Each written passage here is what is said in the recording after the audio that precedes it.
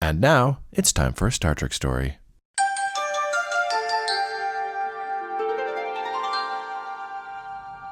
You know, Ellen, a couple of minutes ago, we were talking about your Crocs.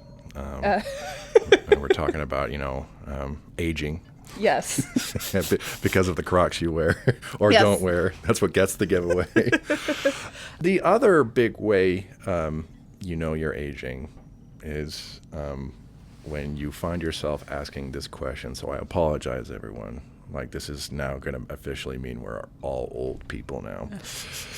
My question to you, Ellen, should we be worried about the next generation? The next generation of children. Not Star Trek, the next generation. There's nothing to worry about there. But the next generation of kids and little people.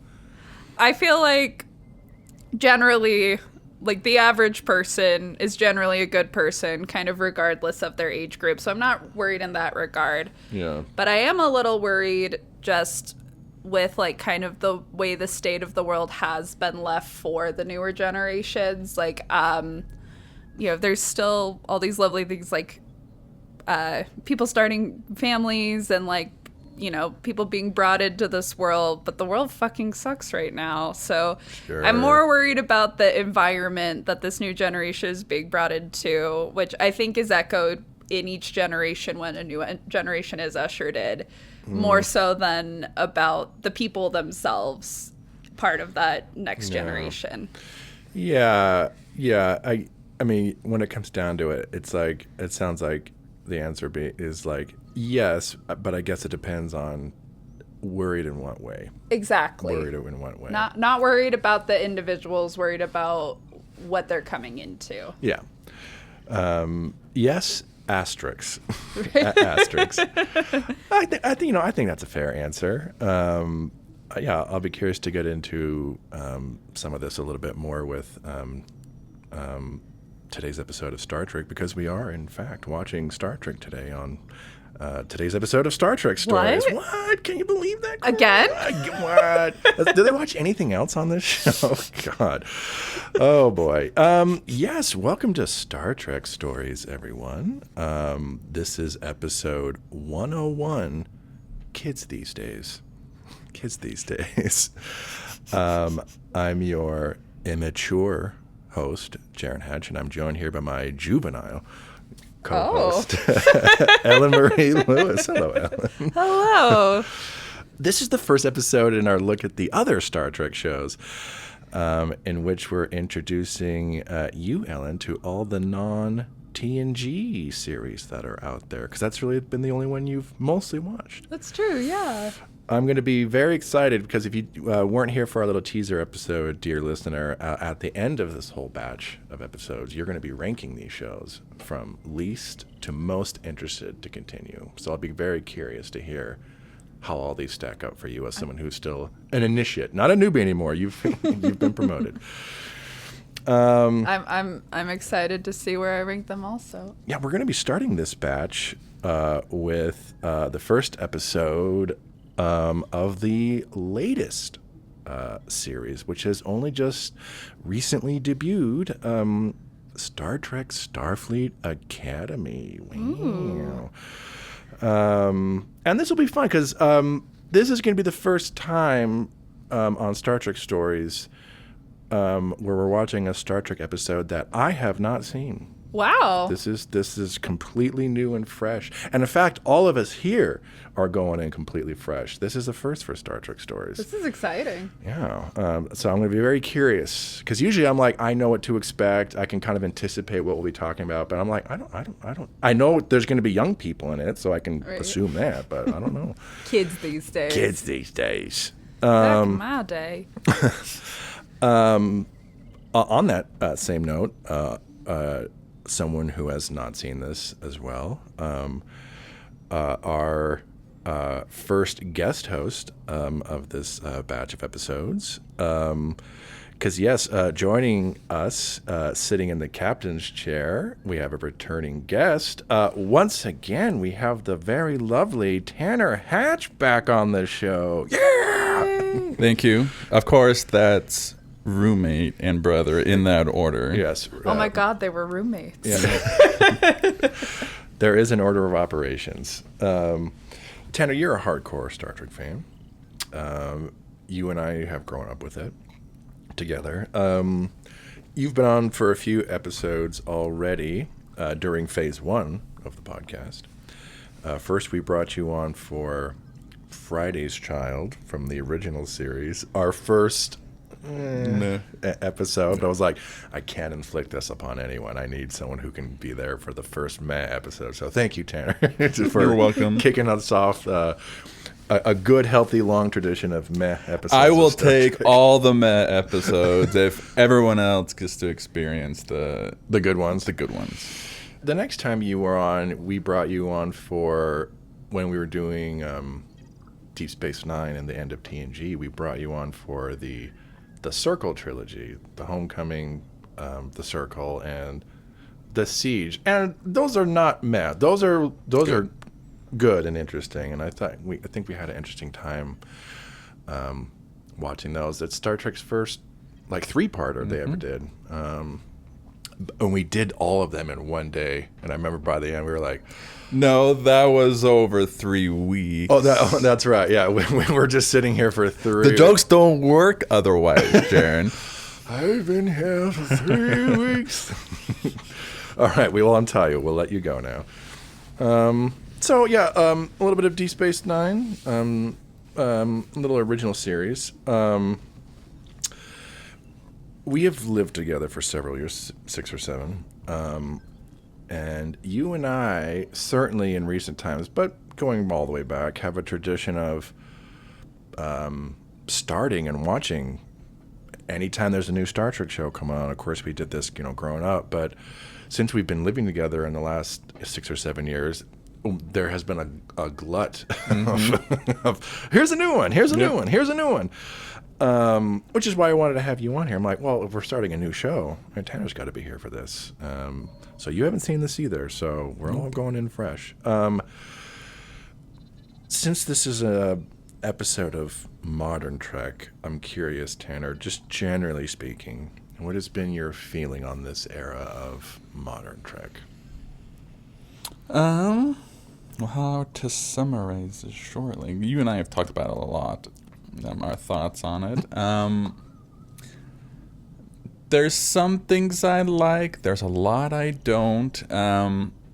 I feel it struggles a lot from the stuff that I don't like. Struggles a lot from not being sincere in what it's doing. Shows like Discovery, Picard, and increasingly Strange New Worlds. Kind of corporate cynicism. Yeah, that. Yeah, they're also like, they're trying to do things that like with Discovery. It was just like it felt like they're trying to do a prestige, Game of Thrones show. It's just like, no, you need to be, making a Star Trek show. Right. It can be prestige, but it's just like your first thing is like, I wanted to make a Star Trek show, not just a prestige show that is Star Trek. We got to have our Game of Thrones. Yeah. It's kind of what, like, for our new CBS All Access streaming service. Yeah. And with Strange New Worlds, they've done like, it's just like, oh, this is going to be the blank episode, or the blank, you got the musical episode, the puppets episode. It's just like, you're getting away from, it's just like, trying to write interesting, Star Trek stories. It's like you're trying to do these gimmicks, and so it comes across as like fake almost. Right. So Star Trek stories, that's the name of the podcast. That's why it's called that. And then there's also and then there's a lot of, it's just, they kind of also go on the complete opposite direction, where it's just like they make Star Trek stories about Star Trek. Yeah. It was just like, that's not what I want. It's just like, Yeah. I've watched Star Trek. I don't need stuff about Star Trek. I talk about Star Trek already all the time. I don't need you guys to be talking about it to me as well. So, before we get into this episode, Tanner, I'll pass the question of the day to you. What do you think? Should we be worried about the next generation? Well, you guys stole my answer almost verbatim. I was going to say Sorry. yes, but not in the way that is generally put.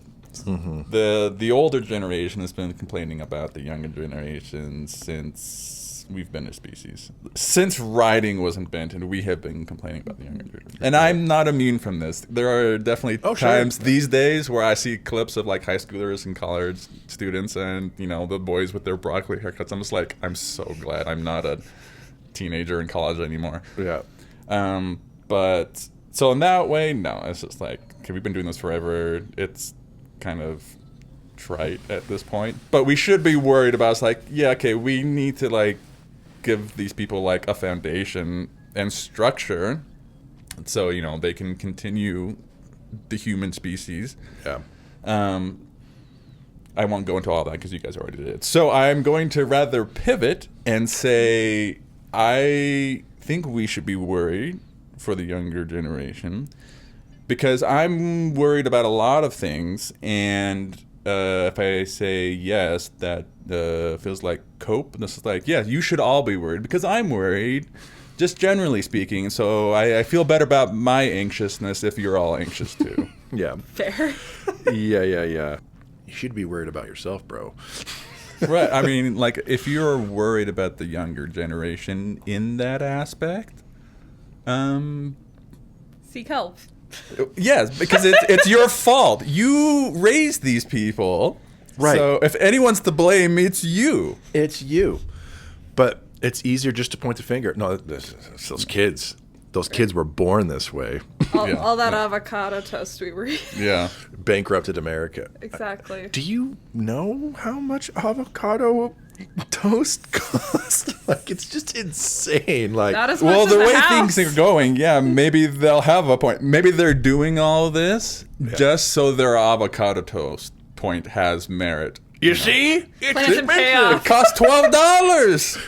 Yeah, but now everything costs is $12. expensive. Pixie sticks are expensive now. Okay. Yeah, good answer. I think I would, more or less, agree with everything you guys are saying. I guess we can see if Star Trek can allay our fears over the next generation. Because, yes, we are watching kids these days today. This premiered January 25th, 2026, just a few weeks ago. This is the premiere episode of Star Trek Starfleet Academy, the franchise's newest mainline incarnation. And just a little bit of backstory for Starfleet Academy, especially for you, Alan. Tanner knows this, but the idea for doing a Starfleet Academy series has been around since basically the inception of the franchise. Gene Roddenberry, the creator, he first had the idea to do a prequel series focusing on Kirk, Spock, and McCoy in the Academy all the way back in the 1960s when they were doing Star Trek babies. Star Trek babies. We make your dreams come true. Yeah, all the way back in the 60s, there was already this idea to do Starfleet Academy. He also briefly revisited the idea both in the 70s and 80s. But some of the Kirk, Spock, McCoy at the Academy ideas did end up in Star Trek 09, the J.J. Abrams film. We do see Chris Pine and Zachary Quinto at the Academy kind of first meeting. So some of that does show up. I should also note that there is a 1997 full motion video PC game called Star Trek Starfleet Academy, which Tan and I have both played. The custodians of modern Trek were throwing around the idea of doing a Starfleet Academy series as far back as 2018, about a year after this whole era started. It's been on the back burner for several years while other projects were given focus, but now it's finally arrived in the year of our Lord 2026. 6 decades after the idea was initially conceived. This has to be the longest idea to show. Like, it took 60 years to get this idea finally going. It's crazy. Yeah, when they like first announced it, I was just like, okay, well, you know, you guys have been thinking about this for so long. So long. I'm not putting any credence in this until it actually airs. Yeah, I'll believe it when I see it. But here we are. Yep. Here we are. That makes like Del Toro's like Frankenstein look like nothing. Nothing. Which I did like. I did like it too, and I'm glad he finally got to make it. But that's like a third of the time it took to make this. So. Yeah, that's been a passion project for him for a long time. But not 60 you can years. tell. No, not 60 years. But nothing is. No. But this. I should note that this is technically a spin-off of Discovery, but I would imagine a fairly loose one that requires no previous knowledge just by looking at them. Like, but some of this is kind of this world we're about to see. I know is a setup in Discovery. There's a couple of faces from Tig Notaro from Discovery. I know is in this. Oh, I like Tig Notaro. Yeah. Yeah, they're in Discovery as the engineer character, which is hilarious, like Tig Notaro doing Star Trek technobabble. So I know they're in this now they're an instructor at the Academy or something. I should also say, just for context, Ellen, that the idea behind this show is that it takes place in the distant future of the Star Trek universe. In the 32nd century, which would be about 800 years after Star Trek: The Next Generation. Oh, wow. So the idea that like all the other shows, all the other crews and captains, that they are now the distant past, and like kind of these like stories and legends of like, you know, Starfleet of a long time ago. Which is that is a fairly novel, unique concept or setting for a Star Trek show. It'll be interesting to see. I mean, this could have been done in some of the others set in this time frame, and I haven't seen them yet, famously. No. So it'd be nice to me. But I really like the idea. I've seen it in other things of like when, like, how like just like a story will become a myth as time goes on, to see if there's any level of like exaggeration in the mythology, if any of these other characters Right. we're familiar with are brought up. Right. Like very like Mr. Burns, the post-electric play, if anyone is familiar with that. I haven't piece. seen that one yet. I haven't got there yet. I'm slowly watching through them, but Oh, it's not an episode of The Simpsons. It's this play, like kind of an experimental play that is kind of about how stories kind of are exaggerated over time and like also passed on through centuries, but they're doing episodes of The Simpsons. yeah, but from like the very first act of the play is people like after, I want to say it was like a plane crash or something, that they're like all kind of huddled in the wilderness trying to survive, trying to remember the plot of the episode Cape Fear of The Simpsons. So they're like kind of trying to like stay calm by like talking about something that's familiar to everyone, and then like as society rebuilds from like whatever like apocalyptic event is related to this plane crash, like we're seeing how time moves on, specifically from how that episode of The Simpsons is remembered, to the point like the final act is it's this like religious pageant almost that is also added like all of these other characters that aren't present in the original episode, and like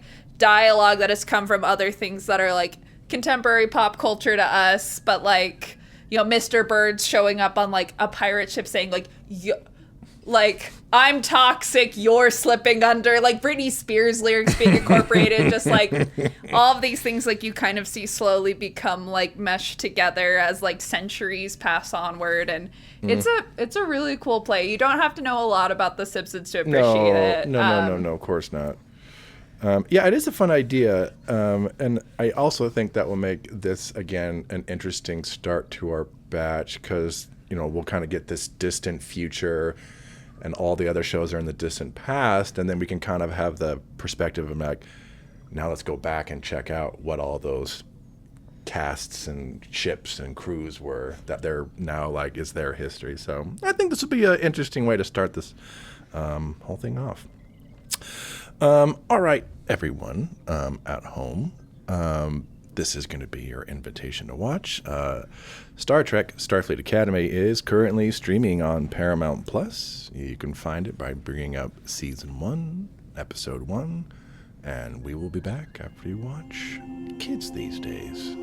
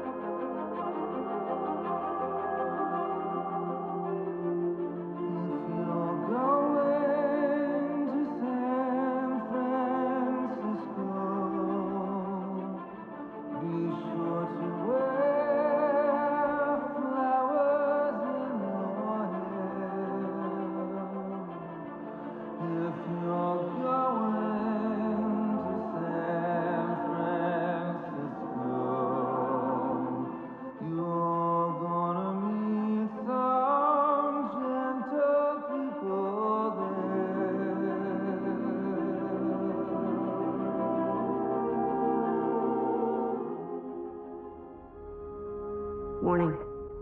I'm Captain Nala Ake, Chancellor of Starfleet Academy.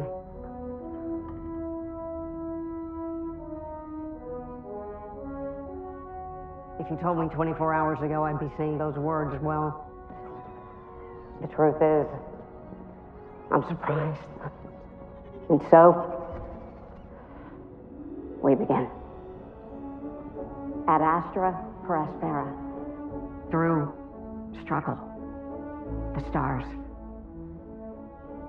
Your generation, more than any other, knows how true that is. Some of you are here for your families, some for yourselves. Some of you are the first of your species, some the last. But you are all the first Academy class to return to our campus in San Francisco after more than 120 years. I know many of you have never been to Earth. This will be a beginning, one of many. There, you will learn the skills that shaped our greatest officers. Officers who began their journeys at Starfleet Academy and went on to become legendary. Like them, you will learn to dream without limitations. But you'll also be getting an education of a different kind aboard this vessel, the Athena, named for the goddess of wisdom. Our ship, where you will live and train, will become a vital part of our campus in San Francisco. And when called, she will carry us out into the stars so that all the galaxy can become our classroom. We will ask you to give more of yourself than you knew you had. But one thing is for sure. Whatever challenges came before today led you to this moment. And now you decide if they define you. It's time to build the future.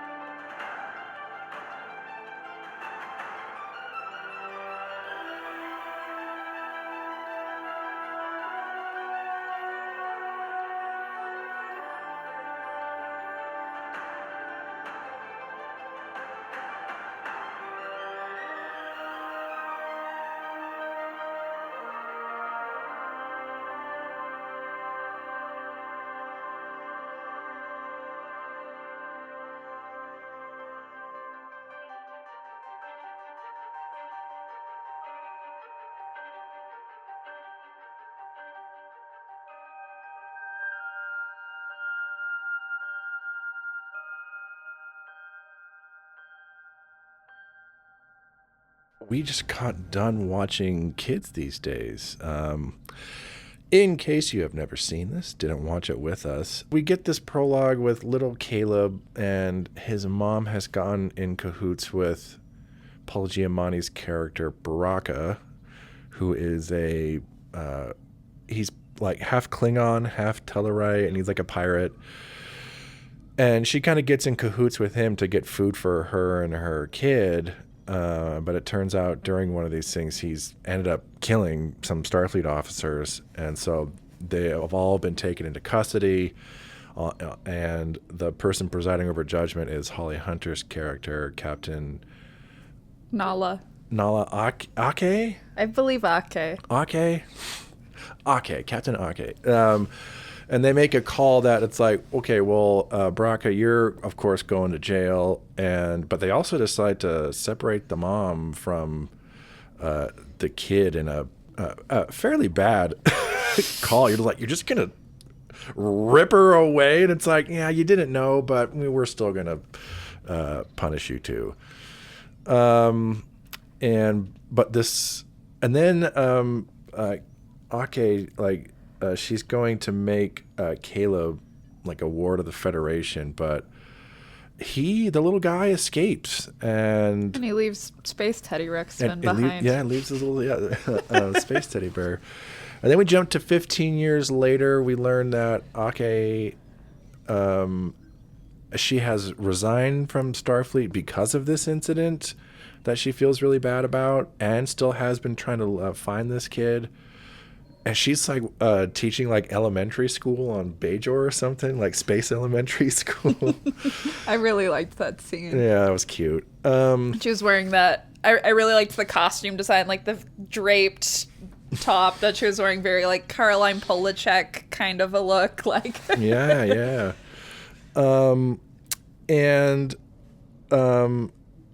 We also see that Caleb is now like about 21, and now he's getting in all kinds of trouble, but he's always kind of on the lookout for his mom. We get an extended action sequence on the shuttle and everything with him being taken into custody by some people. But so yeah, Captain Ake, she gets this offer to. They say like, hey, we're reopening Starfleet Academy on Earth after all this time, and we want you to be the chancellor. And she's initially hesitant, but then they say, hey, we also found this Caleb kid you've been looking for. So she approaches him, and she offers, it's like, look, you can either like, go to prison or whatever. It's like, or you can come to Starfleet Academy with me, and I'm going to be the new chancellor, which he agrees to. And then they go to the USS Athena, which is a ship, but is also the campus. And all the new cadets are embarking. We meet some of the instructors and the students. We get a bunch of the students. Yeah, there's Sam. She's a hologram who's like a few months old, but has like the personality of like a 17-year-old and has trouble. I mean, certainly I feel like... Do you have any favorite restaurants or volcanoes in America, on Earth?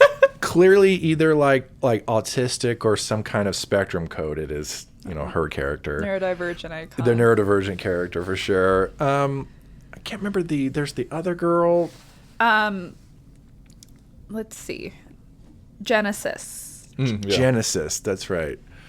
And she, like, her dad's a Starfleet admiral.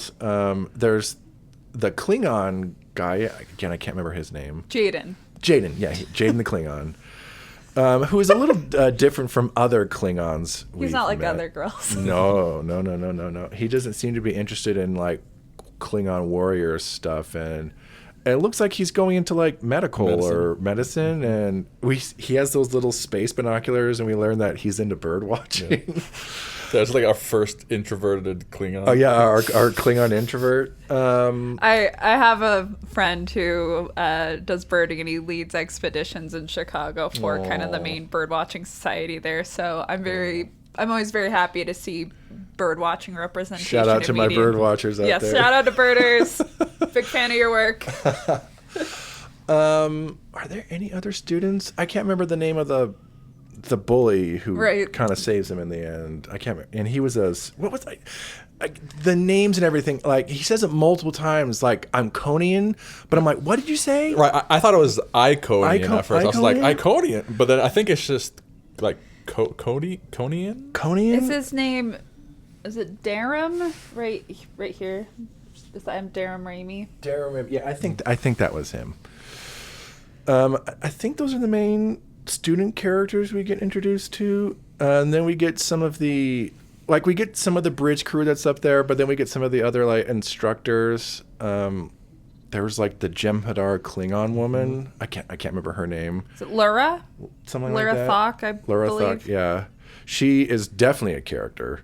Yes. Very big personality. And we also get the Doctor, who, if you've seen Star Trek Voyager, know that he is the main Doctor character on Star Trek Voyager, but now it's hundreds of years later and his program is still running. So I'm like, is this the first time a character has come back in the same role on a different show? Like, say Worf shows up on Deep Space Nine, but he's in a different role now. Yeah. But like, he's the chief medical officer again on this. So that's a cool callback. He's got an opera club. If you watch Voyager, you know, famously he gets super into opera, and there's even an episode where like a whole species. He becomes a celebrity to his species as an opera star. Yeah. I love that. So if you watch Voyager, I'm like, oh my God, he still loves his opera thing. I also want to give like a little note really quick about two of kind of the smaller voice acting roles that show up. The computer voice is character actress Britt Marling. Okay. And the dean, who makes a couple announcements throughout, that is a voice cameo from Stephen Colbert. Wow. He is, Stephen Colbert is definitely a geek. Yes. So yeah, we kind of get introduced, everyone. We get introduced to like the Athena kind of campus, which like that big foyer set, that is a pretty cool big set. Mm-hmm. I was really impressed by the production design. It's very cinematic. It's got a vibe and it's very cinematic. You can tell they threw a lot of money at this. But long story short, they're all kind of getting to know each other. We're getting to know them. They're on their way to Earth, and then they get attacked by pirates, Braca. The whole reason why they even got them in the first place is because Caleb like sent out an unauthorized message. We learned that he's still trying to find his mom, and his mom is missing. But that message is what gets the attention of Braca, and then they come like overwhelm the ship, and they're just there just to steal like the warp core or whatever. But thanks to the efforts of like the new cadets, particularly Caleb, they're able to save the day and get rid of the pirates and Braca, and then they make it to Earth. The saucer part of Athena like separates and lands on San Francisco. Like it plugs in as the campus. Well, there's like a very like slowed down cover of like a Mamas and Papas song playing. In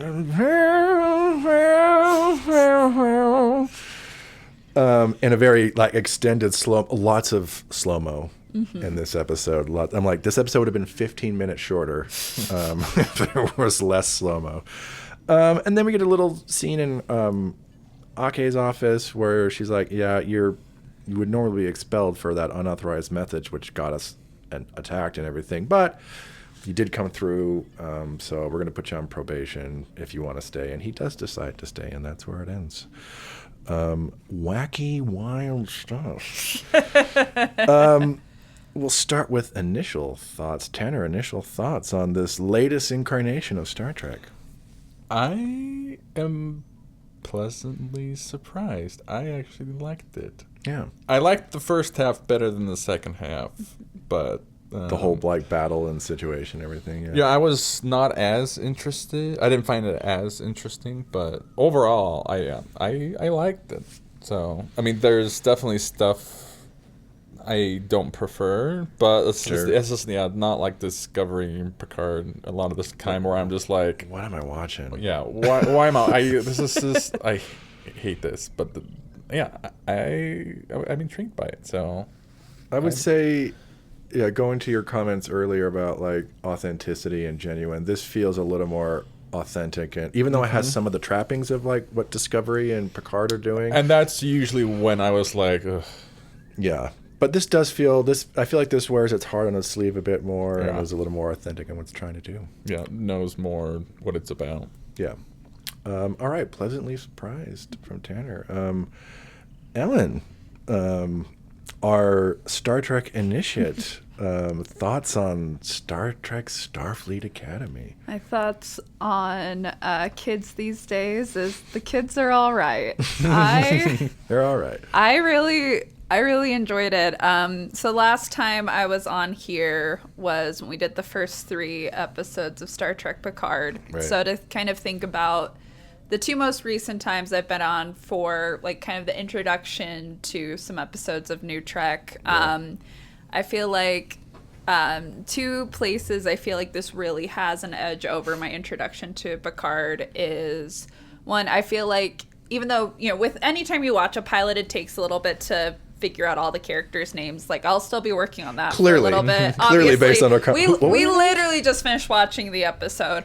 But I feel like the types of chemistry and relationships between these characters is a lot better established and kind of easier to figure out. And also I feel like in terms of pacing, this serves as a pilot, but we've already had our first adventure. It's not like 3 episodes beating up to the first time the ship takes off. Like, we've already kind of gotten to see how these characters work together during a conflict and how these kind of things are forming together. Like, there's been a little bit more establishment of what people's relationships are with the Federation and with Starfleet, what they're looking for in their life, like what kind of like the main driving factors they have are, like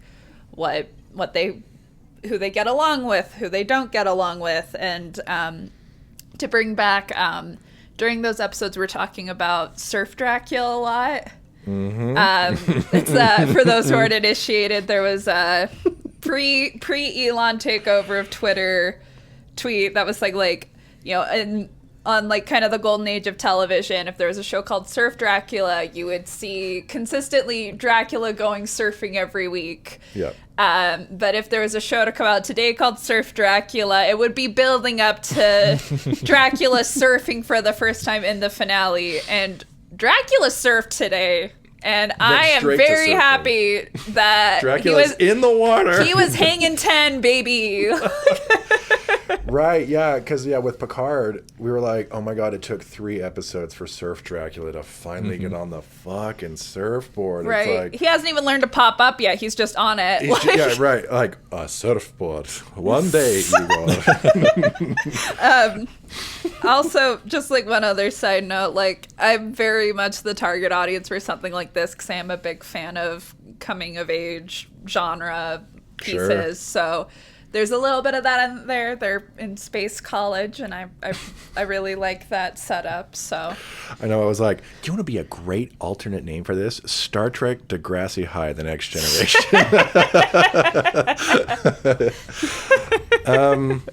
Yeah, positive marks from Ellen. But target audience for something like this. totally, we might get the space prom I've been proposing for. We talked about, it's like, are we going to get like the space prom where they're all going to be in like their space outfits? And yeah. I'm space cotillion. Yes, I'm manifesting. I'm manifesting so hard.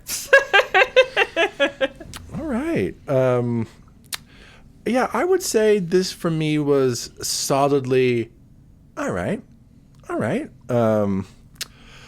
I did feel a little different on the pacing. For me, this did kind of drag in places. The stuff I really liked was all the character stuff. And I think my favorite stuff was like the part in the middle when they're coming to the Athena for the first time and we're meeting some of the instructors and the other students and seeing all their little interactions. The doctor's trying to get people to come to opera club. Caleb walks through the magic door that gives him a haircut and a uniform. Just like, what the fuck? I liked all of that stuff. Some of the big extended shuttle sequence at the beginning went a little long for me. Oh, I thought that was just a general 60th anniversary. Oh, no, that's something else. Sorry. I didn't mean to cut you off. Please No, like the continue. big action sequence when like he's being taken in and they fight on the shuttle and they're spiraling and everything. It's like, Oh, yeah. it's really cool, but I'm like, this isn't agree. really moving the plot forward. It's just a lot of, and the big battle with like Braca at the end was again a pretty long sequence, but there's a lot of stuff going on, so like none of that was bad and it was well done. That's when I kind of felt though like my attention waning a little bit, but anytime it was like the character stuff, I was like, oh yeah, I'm here for this. I think this is I do have some like nitpicks and like this and this and this, but for me, especially as a first episode, and I wouldn't say this is the best first episode Star Trek has ever done, but I would put this in like the upper tiers of the first episodes. And I think for me, it's the kind of thing where I'm like, as a whole, it was fine, but I see the potential for like this show to grow and get really interesting. Like I think this episode did a lot of setup, but I feel like this is good setup, and I feel like I can see this show kind of really becoming interesting and growing. So it does make me curious to be like, it makes you want to see what happens next. Definitely. Like, what more could you ask for from a first episode? So fairly positive all around. I wasn't sure what I was going to think about this because modern Star Trek has such a mixed. Some of it's just like, oh my God, Picard. Those 3 episodes of Picard were. I think we were losing brain cells by that 3rd episode. Just, I wasn't tricked into thinking there's a really cute dog in this. They were No. like, let's focus on the characters themselves. Yeah. Yeah. Yeah. And, even though like the doctors in this, there didn't feel like there was some like nostalgia bait and switch that we got in Picard. It felt like if this was not some Patrick Stewart show, why the fuck would I be watching this? Like, Totally. I even like Picard and I don't like this show, but I'm like, these are great new characters. There are like callbacks to previous stuff, but nothing that felt like gratuitous or like, oh my God, just like, yes, I love Star Trek, thank you. It just felt more like it was, like you were saying, like it felt more like it just was kind of Star Trek-y. The inspirational speeches and like, it's like we can all do it together. I was like, okay, yeah, this is pretty Star Trek. Yeah, I like this. So I think the most nostalgia they get is the big wall of names that Right. appears for a All couple these- seconds, yeah, where it's just Spock. like, here's literally Uhura. everyone who's appeared in Star Trek before. yeah, well, yeah. But that was only a couple seconds. So. I didn't even notice it was there, if I'm being honest. I mean, yeah, it's a blink and you Didn't miss hit you, it. didn't hit you over the head with it. No, I think this works really well, both as, I mean, we're coming in as, lifelong fans. I feel like they did a good job of making this work for long time fans and for, people. If you never saw Star Trek before and this was your first, like, I'm like, I feel like this would grab you. Like, Yeah, I I think feel it like it's a good getting both, which can be tricky for a long running franchise, like to get the new and the old people all on board with your show. But I feel like, I mean, I never thought I'd say this on Star Trek Shores, but shout out to Alex Kurtzman. That is not what I expected. No, and this has been some of his. I mean, he's mostly a producer behind the scenes. He has directed a couple episodes, and I felt like this was like, especially behind the camera, I'm like, wow, you did a great job. Because I was thinking like, there's some really good stuff going on here, Right. and I thought That's the why I directing asked. really I was good. like, did they show us? I was like, this is, yeah. If I'm noticing how like not bad it is, I'm just like, oftentimes it ends up being Jonathan Frakes behind the camera. So, I was just like, do we know who this is? Because they're doing a pretty good job. There's some things that I was just like, okay, Sure. But overall, I was just like, yeah, I like this. And then it was just like director Alex Kurtzman. I was just like, No way. okay. The like, dreaded Alex Kurtzman. I will rag on his run of producing Star Trek all day, but I will give him credit. I thought this was pretty well directed. So that's the most promising Star Trek thing he's done in a long time. That's maybe ever. Maybe ever. Well, yeah, pleasantly surprised.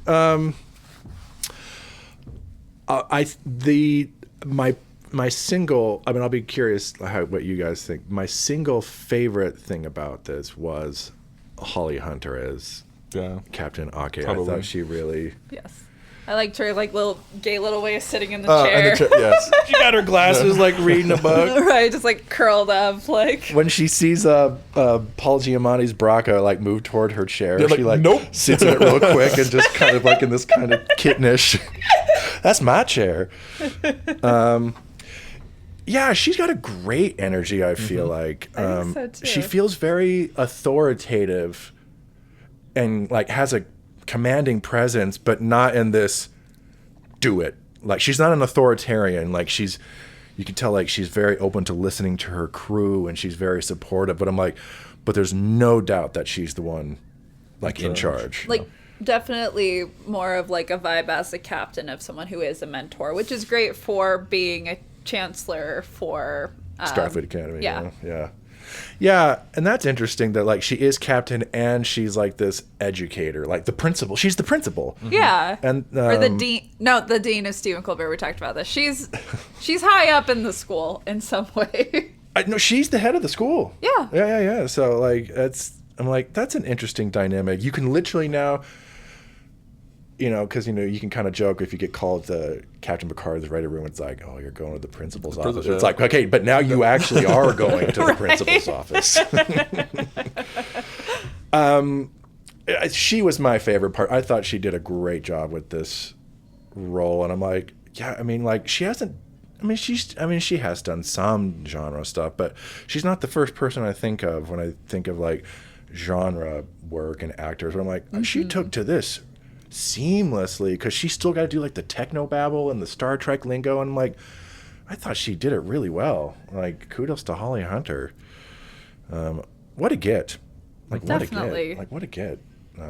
That was my favorite part. I don't know what you guys like, how you guys feel, but like that to me was the biggest thing that like would of all the things that would make me want to keep watching. Like, I just want to keep seeing what you're doing. I like what she's doing as captain. I think she's a really, really good get. Yeah. I do also like Paul Giamatti. It is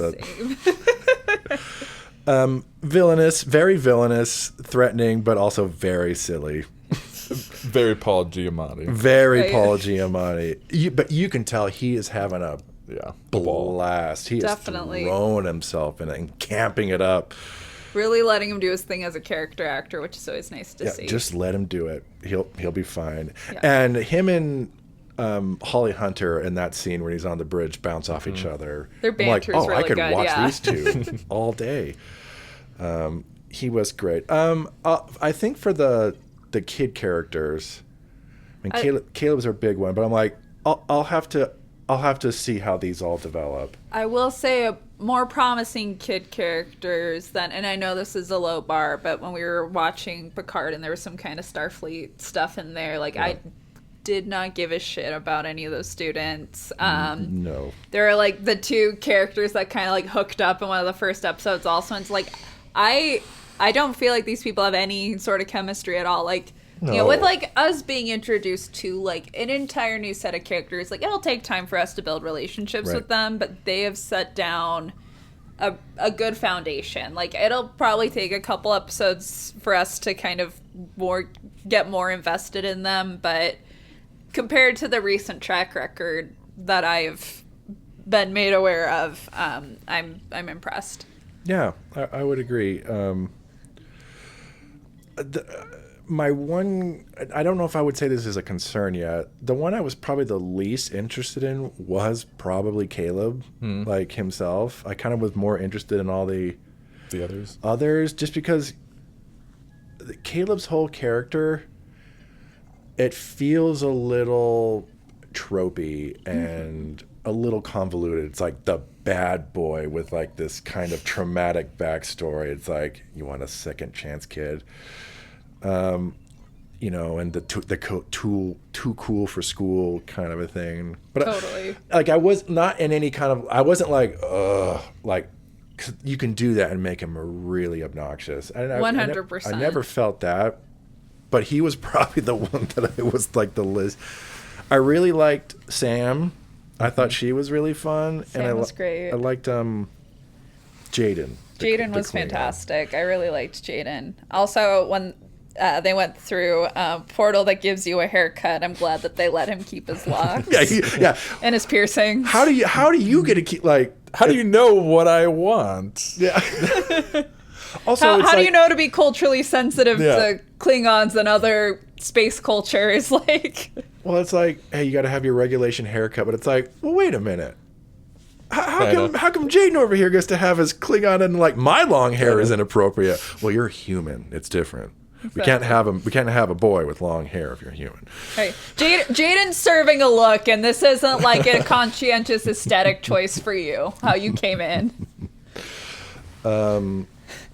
I also like, God, these names. Okay, side tangent. My biggest criticism and nitpicky, and it's not just this show. So many shows do this. I blame Christopher Nolan. The muffled dialogue. Like, there was so much muffled dialogue in this. I'm like, what was that? What was that name? I was debating asking if we could put subtitles on. I know, so did I, which I normally don't do. I was just like... I do it pretty often, but I know a lot of other people don't like it. It's like, I like being able to appreciate, like, the dialogue, like, a little bit more in that way, Sure. I guess. But, like, I I should just know... be able to hear it and understand it. I don't get it should be if it's not an accommodation, it should be a choice and not like no one can understand what's going on. I don't get it. It feels like this weird stylistic choice. And again, I blame Christopher Nolan for this kind of a thing. Like, I don't quite understand it.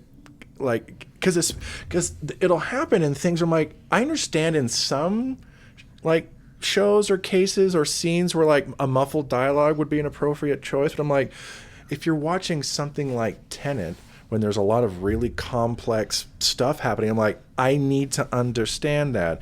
And in this, as like a first episode, it's like all these like so many characters were introduced in this and proper names and everything, and a lot of them are alien names. It's not like Bob and I mean there's Sam, Caleb. I did like that the doctor was like, Sam, yeah, right, Sam is a good name, because if you watch the last episode of Voyager in this alternate timeline, no, he goes with Joe. Yeah, Joe's the name he thinks about taking on for himself, but just some simple little name. But I'm like, yeah, Ake, like Nala Ake, whatever the, like, Bubba Braca. I'm like, so many of these names, I'm like, yeah, like they said Holly Hunter's name multiple times, and I was like, what? What's her name?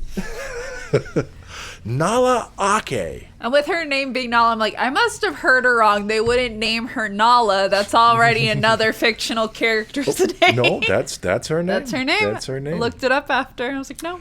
Yeah, so I don't remember what the Jem'Hadar lady's name is. I also really liked her too. Like, she was really fun. You know, the drill instructor with like a heart of gold kind of trope, but definitely makes it her. It would be so easy for this. I think the thing I was most worried about is that this would be too much like Star Trek Degrassi High: The Next Generation. And while there's certainly some of that energy, and there are some kind of trope characters in here, but I'm like, the whole thing could have been that, and that was one of my biggest fears going into it. Yes, I was gonna say I think this was intentional, but I feel like all the characters are just like, this is starting from like pure trope material, like almost every character. But in this, they don't stick with it. They are already kind of playing with stuff. Like when they introduced Sam, I was just like, oh no, is it, this is going to be the neurotypical character, who's really bubbly, annoys everyone. I was just like, I was kind of worried they're going to play really hard into that, But then it's just like, oh, I'm a hologram. I've been alive for like 3 months, and so like they've already just kind of started playing with it, and it was like, oh, okay. And I feel like they did that with like all the characters, some more than others. We get like the little bully character. It's like, okay, here's Right. this guy, He's already helping the team, but in he the first saves episode. the day at the end. He goes outside, Yeah. like in space. So I was like, oh yeah, it's like it gives us something to latch onto, because they are introducing so many characters in this, like so many. This is one of the biggest like casts I've seen them introduce for a Star Trek show.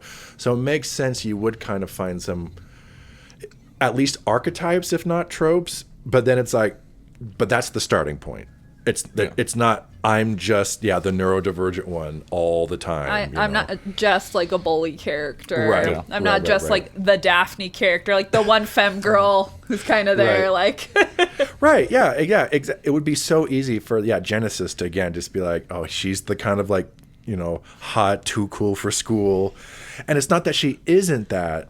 But it's like, okay, it's just part of it's who part the character of. is. I'm like, oh, you're very competent, you're very capable, and I think they did a good job of balancing all that out. Like, not perfect, but again, pleasantly surprised on how well it all did turn out. I think Definitely, it is difficult to introduce like such a large cast of characters and also kind of establish like what the dynamics are without leaning too heavily into tropes. So the fact that we've already seen some kind of building onto these archetypes, I think, is a promising look.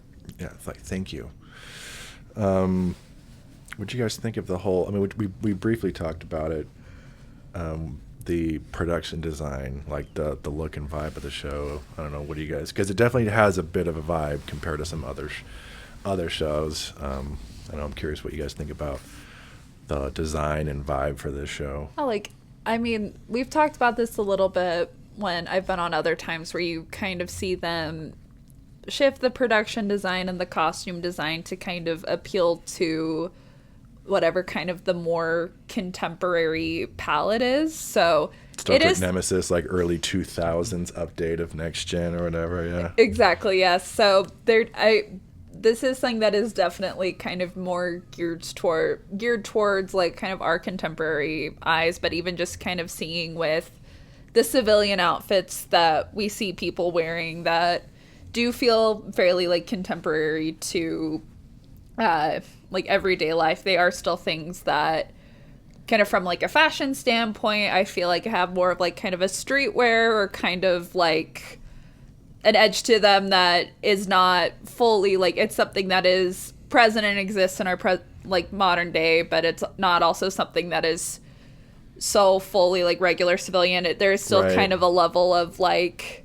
spacey kind of future. Spacey futurism to them that like feels like a little more runway-ish, or like I mentioned Caroline Polachek a little bit earlier, like kind of an indie pop artist I really like, who has kind of this very like futuristic look to her as well, and that kind of I think comes from her not being as mainstream of a person, getting to like experiment a little bit more with like kind of the aesthetics of like her stage setup, like what her music videos look like, what she looks like, where she always does feel kind of like a little alien to me, which I really like about her.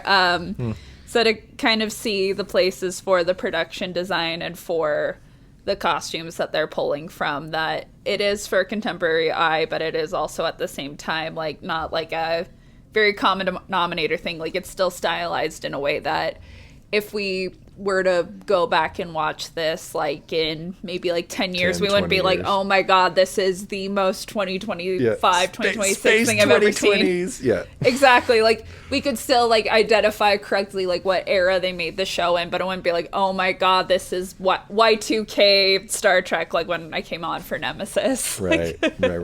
Yeah, I mean, you go back and watch Star Trek: The Next Generation in its early seasons, I'm like, this is the most 80s space future like imagine. The color scheme is so 80s. What do you think, Tanner, the design and vibe of this? Yeah, aesthetically, I thought the entire thing was, I guess, gorgeous, for lack of a better term. But part of that is definitely kudos again to Kurtzman, because his direction actually allowed me to take it all in and appreciate all the work and stuff they put in. Not just spinny cameras, Or shaky cam, or tons of lens flares, like to the point where I can't see anything. It's just like, no, I got to like take this all in. And I think they've kind of taken that from Strange New Worlds because they usually do a good job with that. So yeah, production design, like visual effects, cinematography, I thought it looked gorgeous. With the production design specifically coming from someone who has, hardcore Star Trek fan. And this is not necessarily a complaint. I just find it very interesting because it feels like they have taken the design elements from so many different Star Trek elements. Because like the Strange New Worlds elements is very obvious. And then there's like the Discovery elements where it's like, okay, this is more Star Trek Discovery. But it was also interesting because this is like the 32nd century, but Strange New Worlds is the 23rd century. And so there's a lot of this where it's just like, this is like TOS stuff. It doesn't make any sense, but I don't hate it. I guess in a way it makes sense or can make sense because, they set up this world we're living in the distant future, and they mentioned the burn, how like there was this cataclysmic thing like 100 and something years ago, and so only now have we been like rebuilding the Federation and Starfleet Academy, we're bringing it back and everything. So I'm like, so if there is this like intentional thing of like trying to recapture, like we're bringing Starfleet back. Yeah. And we're trying to speak to like the best of what Starfleet was in the past, then it would make sense on some level that some of this retro stuff would come into it. Like, so I'm like, you can kind of justify it like based on what they say. Especially considering that there are people in this story who were around when they had previously sunset Starfleet Academy. Like, there are people who are alive who remember what it was like to be there. Right. Ake, the doctor, it's like, they've both been around for hundreds of years, so they kind of... And there would be other long-lived aliens who would kind of like... And they would still have, like, all the records, the pictures. You could go to holodeck programs to relive these, so I guess it makes sense like that, like, we're bringing it back. We're bringing it back. Yes. So I definitely, I found that all interesting. I was just like, wow, this is just a hodgepodge of different elements. Yeah, I do want to say as well, for the ship design. Yeah. As silly as I still find the 32nd century, that things aren't actually connected. Yeah, they just kind of can be together, I love the ship design. And I love the comm badges. Yeah. I really like that. I thought the ship was cool. Like, it's really cool. It's definitely really different than what we've seen before, but it's still familiar enough. Yeah. And it is kind of a cool idea that, like, the big chunk of it comes and lands and is the campus. I know there are... I'm going to call them trekkers as a pejorative in this case, because I hate that term. Yeah. And because only trekkers. Real Trekkies are trekkers, I know they're out there. I know they're out there on the internet complaining about this because, again, the ship lands. I wonder about the logistics. It's just like... So, like, does, like, everyone go up at once? Or if, like... There are so many logistical questions. I don't care. Yeah, what if you're running late for getting to the saucer part and you're like, oh, fuck. Like, I'm late for school. Yeah. So many in-universe questions, but I don't care. My ADHD ass would not thrive on the Athena. It looks great. It looks and sounds great, except for the dialogue. Clean up the muffled dialogue. There are a couple kind of cringy, kind of like, I'm Conan, bitch. I'm just like, whatever. One of the few things I knew about this was, people complaining, and this has been like a larger thing with modern Trek, is that a lot of people complain that the language is just so contemporary to now that it takes you out, and I generally agree with that. In this case, and so I was expecting it to be really bad, because that's a lot of the complaints I've heard. The only time I was pulled out was that running joke.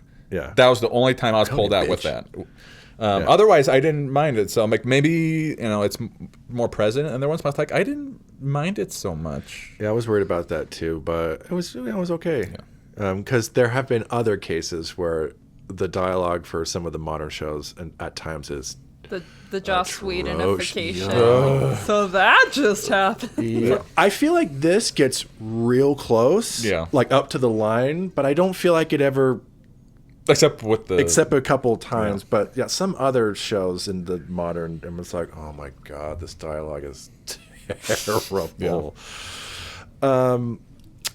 If we had to say what was our least favorite or weakest aspect of this overall, what would you guys say? For me, it would be the muffled dialogue. That drove me crazy because I felt this was a particularly bad case at times. Yeah. So I'm like, just clean up that dialogue a little bit, and you'd fix my biggest problem. The weakest, I definitely have a couple of things, but they're nothing that like absolutely ruins this. Like the dialogue could be better. That Coney bitch joke definitely took me out.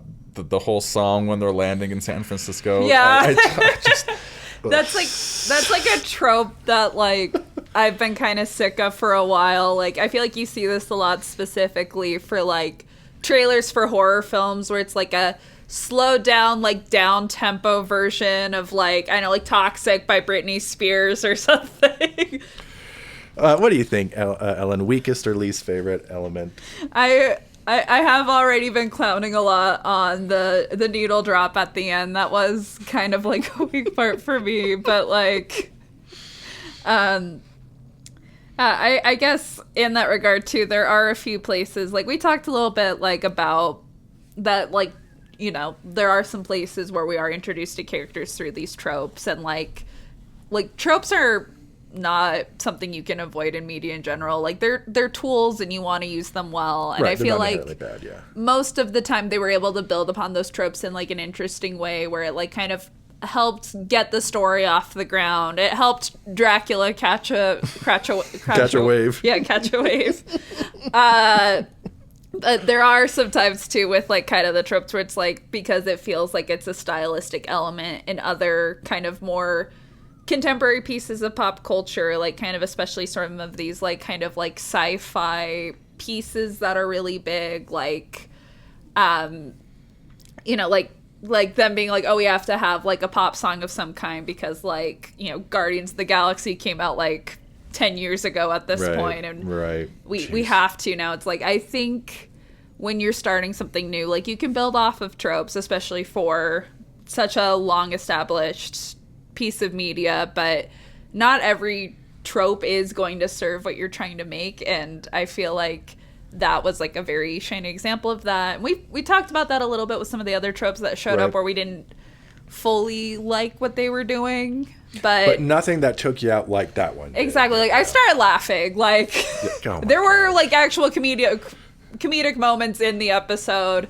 I don't think that was considered as one that was supposed to land that way. No, they played it very straight, and that one like get out of here. So I'm gonna have to second that one. I think piggybacking on that, because it is in that sequence, and I mentioned it briefly earlier, I could have done without all the slow-mo. Like there was a lot of slow-mo dramatic walking parts where I'm just like, not to say you can't ever do that, but they were definitely doing it in like they're all just kind of slowly walking to the window. Like I'm just, speed it up. You get like, it's one of those things where it's like you get one moment you get to do that in an episode, maybe twice, but and I'm like, this is not Zack Snyder, which his movies are 100% slow-mo, it feels like at times. I know speed it up. I know we were talking about earlier that we noticed this is 15 minutes longer than the other episodes. Do we think if there was less slow-mo, this would not be 15 minutes longer than the other episodes? There was a lot of it. There was a lot of it. And that to me, it dragged it down a bit. I'm just like, come on, just get to it. You can do it. But I'm like, Like slow-mo needs to be like a precision scalpel, not a bludgeon, like, see how Exactly. dramatic it is. And which, I'm like, which they should know because we saw someone do some surgery during this episode. Right. Okay, I think that more or less covers most of it. We'll get into some final thoughts. Tanner, any final thoughts on kids these days? Most importantly, like you said, I do think this does the job of a pilot well, is that I'm interested to watch more. That said, I have a couple hopes. One, I hope we have a main theme. Yeah. That's not Jerry Goldsmith's Star Trek theme. Right. Alex Kurtzman, if you're listening, if there's one thing I want you to take from this, is stop playing that every single time. Look, DS9 didn't do that, Voyager didn't do that, Enterprise didn't do that. They're all confident in their own identities to not have to rely on the fanfare, but they definitely did it. Yeah, this is the theme for the Enterprise. Right. So, I hope we get a main theme and main credits. And also very, very small nitpicky hope. Stop plastering the Delta symbol everywhere. Oh my! It was everywhere. They were on the benches when they're sitting. I was just like, I know I'm watching Star Trek. You don't need to plaster it. They literally just put that in the symbol headlight everywhere. Like if you look at the chairs, the platform like a chair was sitting on was like I was like, come on, that doesn't make any sense. It's like, I get it. Like, you guys preface every single episode now with your whole little intro, Star Trek. I know I'm watching Star Trek. Please come up with some new iconography. This isn't live TV where I'm flicking through the channels. I'm like, what is this show? Yeah. Oh, there's the symbol. I'm watching Star Trek. Got it. Have a little more confidence. I promise you, everyone who is watching this knows they're watching Star Trek. Yeah. This isn't on broadcast and people aren't flipping. Everyone knows what you they clicked on. intentionally went and clicked it. But I'm intrigued to watch more. You can't ask for more from a first episode. Yeah, Alan, final thoughts on Starfleet Academy. Kids these days. Kids these days, am I right? Yeah. Jeez. I don't know if I have anything additional to add, just kind of to piggyback off of both of your comments, just in terms of what a pilot needs to accomplish to set up a series. I feel like they've really done a good job of getting things into motion, and I hope that this momentum continues as the story goes on. Like, the pacing of this, compared to my other foray into modern Trek, is like chef's kiss. Like, you know, galaxies ahead, some might say. Oh, yeah, compared to those first 3 episodes of Star Trek Picard, this gets so much more done in one episode than anything. Because when we were done, we were like, why did that need to be 3 hours? I feel like nothing happened in those 3 episodes of Picard. It's like, oh. And after that first episode, Picard's like, okay, I'm cautiously optimistic. Like, on paper, there seems like some things that could make it worth my while. But this, I'm like, oh, okay, I'm ready to start the next episode right now. Yeah, if there is like a spectrum of, we'll see where it goes.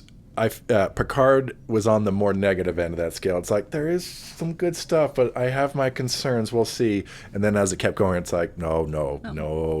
It's adding more concerns as it goes on. Yes. This, I feel like, it's easy for me to see them building on this, and I would be surprised if this ends up being the best episode of the show. Mm-hmm. I mean, one of the other few things I knew from like pre-release reviews was just like, the first couple episodes aren't like the best, but it starts getting like much better later on. And if this is where we're starting from, and this is supposed to get like noticeably better, hell yeah, great, because this was fine.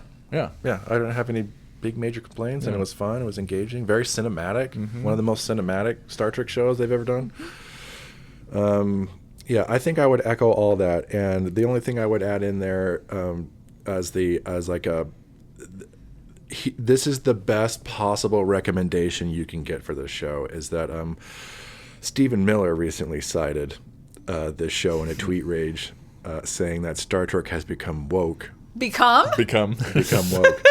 And that 94-year-old William Shatner should be given full control over the franchise. I'm like, that's all I needed to hear for like that glowing review for Starfleet Academy.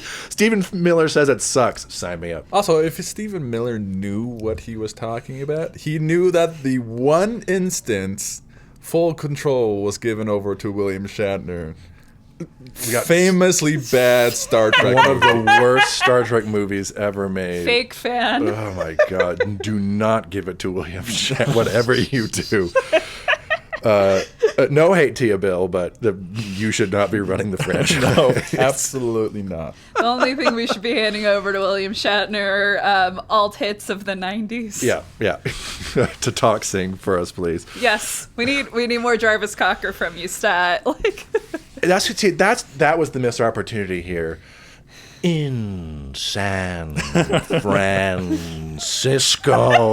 That's the missed opportunity. I would have been more down for that. Honestly, Then I'm fine. Absolutely. They can needle drop as much as they want. If it's Rocket Man burning out his fuse out here alone. All right, I think we'll wrap it up there.